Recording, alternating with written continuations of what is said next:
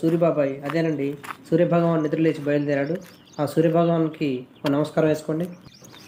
Welcome to V K T news channel. ప్రపంచంలో ప్రతి జీవికి నివాస స్థావరాలు ఉన్నట్లుగానే పక్షులకు కూడా నివాస స్థావరాలు ఉంటాయి. అయితే కొన్ని పక్షులు తమ నివాసాలను చెట్ల కొమ్మల మధ్యలో ఏర్పరచుకుంటాయి. కొన్ని పక్షులు కొమ్మలపైనే నిద్రిస్తాయి. కొన్ని పక్షులు రాళ్ళల్లో, చెట్ల పొదల్లో నివసిస్తుంటాయి. కానీ ఈరోజు మీకు చెట్ల కొమ్మలకు వేలాడుతూ ఉండే పిచ్చుక గుళ్ళను చూపిస్తాను రండి. చిన్న చిన్న పిచ్చుకలు తమ ఆవాసాలను ఎండ నుండి, వాన నుండి రక్షించుకునేందుకు గాను గుడ్లను పెట్టి పొదిగి పిల్లలను చేసేందుకు గాను అవి తమ ఆవాసాలను చెట్ల కొమ్మలకు వేలాడుతూ ఉండే గూళ్ళను నిర్మించుకుంటాయి. ఈ గూళ్ళు చూడడానికి మంచు ఎడారిలో ఇల్లులాగా ఉంటాయి. ఒక్కొక్క పోగును తీసుకొచ్చి తన ముక్కుతోనే వాటి గూళ్ళను అల్లుకుంటాయి. వీటికి మగ పక్షులు కూడా సహకరిస్తుంటాయి. చూడండి ఎంత అద్భుతంగా తమ గూళ్ళను అల్లుకున్నాయో.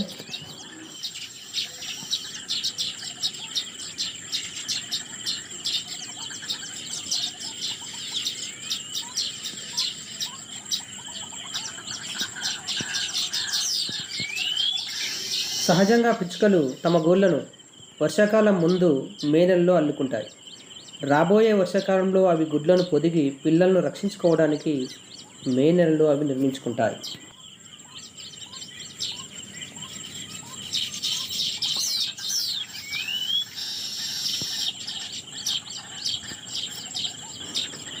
ఈ ప్రకృతిలో ప్రతి జీవికి జీవించే హక్కు ఉంటుందని మీరు నమ్మినట్లయితే ఒక లైక్ చేయండి.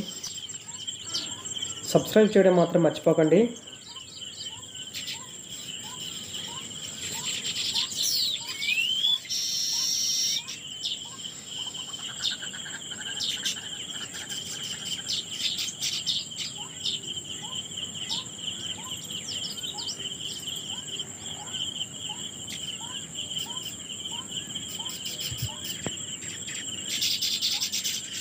హాయిగా కళ్ళు మూసుకొని ఆ పిచ్చుకలు చేసే శబ్దాలను వింటూ ప్రకృతిని ఆస్వాదిస్తూ ఆ యొక్క ప్రకృతిలో మమేకమై ఉంటే ఎంత హాయిగా ఉంటుందో కదా.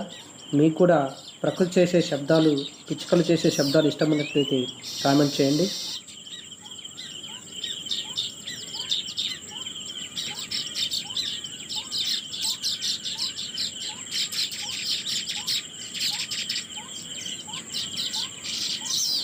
ఆ పిచ్చుకలు చేసే శబ్దాలని కళ్ళు మూసుకొని ఒకసారి మనసారా ఆస్వాదించండి.